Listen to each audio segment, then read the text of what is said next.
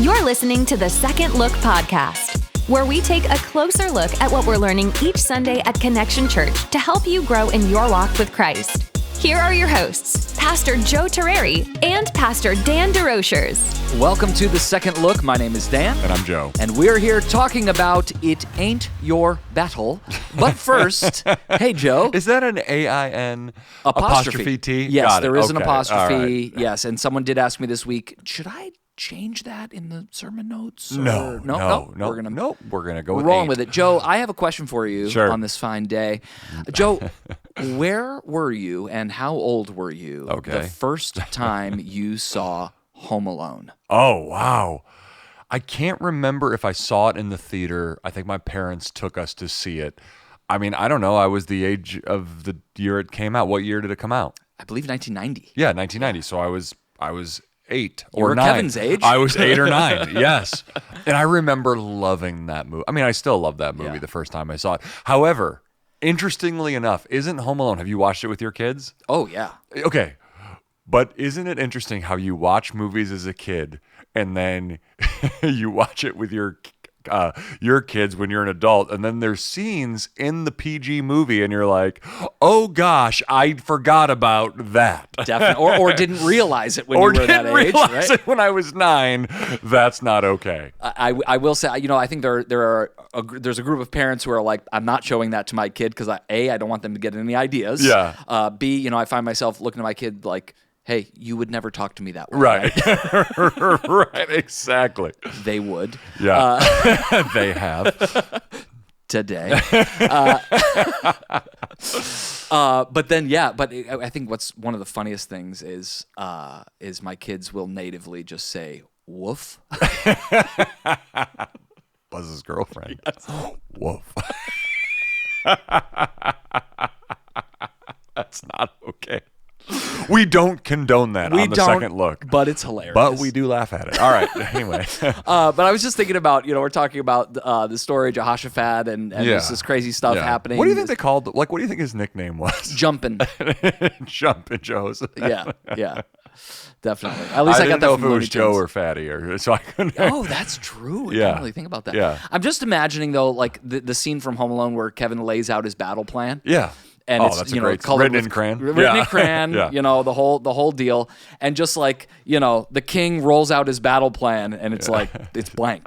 No, he rolls out his battle plan and it's just like, sing. Right. When Luis was preaching yesterday, I was thinking when he got to that part of the message when he was talking about like there's no battle plan, I was just like, could you imagine, and I know this may not be funny for everybody, but in my mind it was like hilarious. Like, could you imagine your house is on fire and the Lord speaks to you and he's like, just start singing. I will sing of the goodness of God.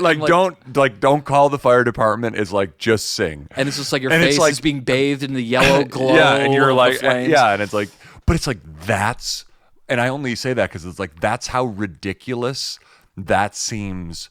Like when the Lord says, just sing, when you have a whole army, when you could call your local fire department, like it is such a unique, like I love that Luis said, like, we're reading the story, but put yourself there. Like, okay, so we're just gonna sing. Yeah, okay, so that's where we're at in the story, right? And they're there, and the army's there, and they went and they got into position, and he's like, praise me, worship, and what does that look like for us? I mean, we're reading the story. That actually happened. Yep. But I don't think that you're suggesting that our house is on fire and we don't call the fire department. We don't call the fire department, right? So, first of all, I so appreciated the message yesterday. I think it really ministered to a lot of people, and I think it was an on-time word for many people. But I think as I was sitting there, I'm always, processing things, thinking through them theologically. And so I just want to kind of parse out, because honestly, if you're like a really analytical person, you're probably, and you're not a church person, you're probably not like, I just, worship is my weapon. And it's like, well, that's like the most churchy, Christianese thing in the history of church. Like, that makes no sense to people without church context. And so here's what we're not saying. we're not saying, when we say that we worship through our battles and worship is our weapon, we're not saying that we sing and worship God in order to arouse him to action. Because there is, and you know, I don't know if you're familiar with the story, but there's this story in 1 Kings with Elijah and the prophets of Baal. And you remember, like, all of the prophets of Baal, in order to get Baal, who was no god at all, he was a false god, in order to get him to act and move and send down fire, what do they start doing? They start dancing around, they start worshiping him, they start cutting themselves, like, and here's the point, it's paganism. Yeah. And so the idea of pagan worship is that you worship your God in order to get him to do stuff for you. And we need to be so clear that we're not saying, when we say worship is our weapon, that in order to get God to move on your behalf, you have to worship him. That's not true. That's not theologically correct. That's actually a transactional way about thinking about God. And we need to be so careful that we are not transactional with the Lord. Here's what we are saying. We worship as an act of saying that God is God. He truly does have our back. And instead of us taking things into our own hands and doing our own way, we worship the God who by faith we're believing to move on our behalf. It's like saying, like, God, all I need to do right now is worship because I already know you're going to move. Not, I need to get you to move by worshiping, but the worship is an act of faith and surrender. It's actually a way of saying, like, God, I'm taking my hands off of this and it's yours. And what I'm going to do, and I love how Luis put this, I'm going to let that space in my life where the battle needs to be won be filled up by your presence. And we just need to be really clear about what we are saying and what we're not saying. It's also a great way to recalibrate our own hearts and minds, isn't it? Oh, yeah. Because Talk about that. We tend to worry about things that we actually can't influence or change. I mean, we started talking about our kids, right? When things are going on with our kids, whether it's internal struggles that they're having or something at school or whatever the challenge is, we can't actually, A, fix it. Yep. We can't change anything by worrying about it. Yep. And I think when we commit our hearts to worshiping the Lord, we're leaving it in his hands. And then in our own minds, we can recenter and offer our hearts to him in sacrifice. Yes. It's like, I was talking with a friend on Saturday night about this. It's like we need to put ourselves, and he was just encouraging me about something in my own life. He goes, it's about posturing your heart. Yeah. Like, and we think, like really think about what it looks like to posture your heart. When we decide to worship and to say, like, through this circumstance, I'm going to continue to worship the Lord, what we're really saying is, Lord, my heart is yours. My mind is yours. My fears, my worries, my anxieties, they're all very real. By the way, God sees those. And I'm bringing those to you. And think about this. The way that we bring those to the Lord is through worshiping him. And as we worship, what we're declaring is God is bigger than our worship, our worry, and our fears. And you know, you think about what Jehoshaphat's going through. There is just, you know, there's a reason to be fearful. And now when you are able to worship, you're actually saying, like, I need to rise above the fear and get my eyes onto the Lord. And so we need this. We need this spiritually. We need it psychologically. We need it physically, because we all know that fear and worry and anxiety, it has psychosomatic symptoms that happen. It really does. Yeah, in our bodies. And so we need our heart rates to come down. We need to sleep better. And so, you know, you think about life with God, it's holistic.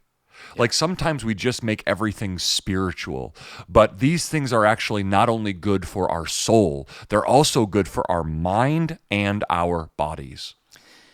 This is a time of year where, we're coming to the close of a calendar year.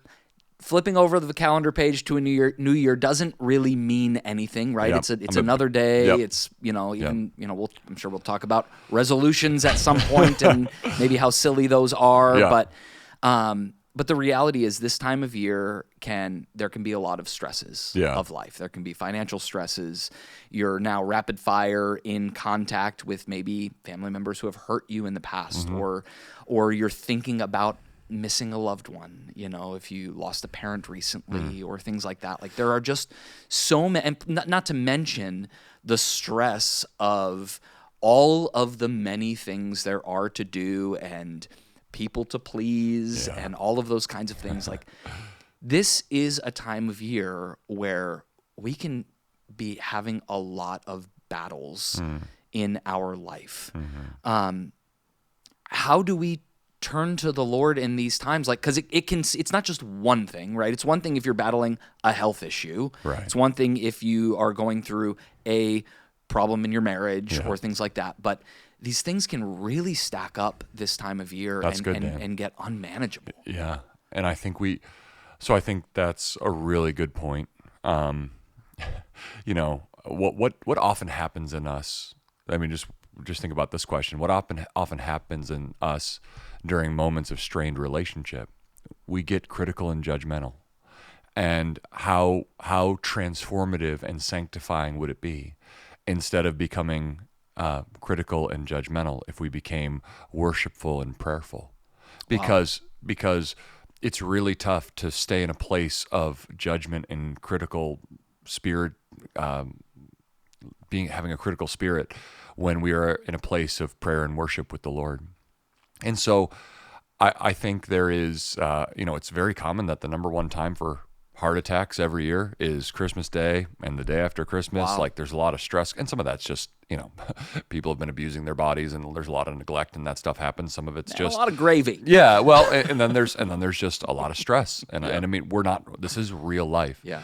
And so, it's the most wonderful time of the year, sorta, but it's also an incredibly difficult time. So, I think kind of the key to surviving the holidays, because I think the holidays are wonderful, like at one level, but even for us, there's stress. You and I both know that. For our team, we know that. December's busy for our church and and it's like so here's the thing, and I want to use that word space again. All of us are going to have our time with God crowded out this year by busyness and good things if we are not intentional about creating space and being really, really specific about when we are going to be with Jesus. Yeah. When are we going to worship? When are we going to pray? When are we going to be in the Word? And, people have been encouraging Christians to do this for 2,000 years because this is actually how we turn things over to the Lord. This is how we functionally say, I am not taking things into my own hands. I'm going to be with Jesus. I'm going to stop. I'm going to pause, and I'm going to invite him into those spaces where anxiety, fear, anger, judgment, critical spirit can all kind of, come in. Fear about my health, fear about my finances. Like, you have to make time for the Lord. You need to find that space to be with Jesus. And because God will fight your battles, but it's really hard to see him fighting when you're too busy fighting yourself. Yeah, that's so good, Joe. I want to call out another moment in our service over the weekend during our corporate worship time. And, I think we have sort of this built-in time. If you're a regular church attender, you have this built-in time. We sing a few songs together, and there's something wonderful about joining with one heart in worship to our Savior. But I would also say it's also a time where you could just stand there and face the same direction as everybody and zone out and think about a lot of different things and or listen to the music or watch somebody play an instrument or whatever it is that's going through your mind during those times. That's also an option. Yeah. But Jeff encouraged us yesterday to take a moment and lift our hands. And I don't know if you felt it in the room, and I don't mean to get too weird and spiritual, but in all three of our services, in that moment where we lifted our hands, something happened. Sure. And it was a powerful moment. Yeah. And I guess I just wanted to call out, like, when we choose to engage in those moments, like it's not just about reading the words, out of a Bible or listening to worship song on Alexa while you're getting ready for the day, you know right. what I mean? Or reading the verse of the day or whatever. Right. It's actually about engaging in that space. Yep. Engaging your body. Yeah, all of those things. Yep. And like that willful, visceral engagement in worship. Like, it actually does stuff. Yeah. Listen, I think worship is ultimately about the posture of your heart. Yeah. So you could have your hands raised and be singing along and your heart be somewhere else. Yeah, That's totally possible. But I find as I engage my body and my mind and my heart in worship, like my soul, it's so weird. Like, worship is about God and for God, but God is so kind and he's such a merciful and loving and good God that as we worship him, he returns. As we're just saying he's worthy of it all, he touches our lives. It doesn't make sense, like how good the Lord is in those moments. And there was a tangible, or there was this sense of like, man, God is among us this morning. So, and I love, Jeff did such a good job explaining like why we raise our hands. Like, it's an act of surrender. It's an act of saying like, God, you are bigger than us. You are higher than us. Yeah. And you are worthy of our worship. And I just think, man, like, I just want to encourage people. A lot of people don't engage in worship because they're embarrassed, or they don't know how to sing, or they don't get there till the third worship song. And, they're sort of like, or they're just spending a little too much time in the cafe getting their coffee before they come in. And it's kind of like, well, first is the concert, then is the preaching. And I just want to have my coffee so I can and listen, we love giving out coffee, and we don't want to be, we're not trying to guilt anyone, but I do think sometimes, just as a pastor, I would just want people to hear this. I want to make sure, and listen, I know people have to drop their kids off. Like, I know that. I know people, we have our kids ministries in another building, and our parking lot is tough, and you have every intention of being on time for church. You pull into the parking lot at 10 o'clock exactly, but you can't make it into the worship center until 10:07 because you had to find a space, get your kid. Like, we are 100% aware of all those things, and there is grace for you. But we also want to say, in those worship moments, I want to encourage people, come to our services ready to our not my service or ours as the family of God, like our communal, like this is an us moment, not a Connection Church moment. Like, we are the Connection Church. Come with a heart ready to worship. And I think that starts the night before. I think that starts the morning of. And I'm not saying you have to spend, 20 minutes praying before you come to church, but it's like get your heart ready. Like, get your heart ready to worship and sing and be like fully present in those moments. And we know it's tough. We know there's tons of distractions. We know there's lots of things going on. But I just want to encourage us as a church, like, sing. Because as we sing, our hearts change. As we raise our hands, our hearts change. And God is always ready to meet us. Catch this, exactly where we're at.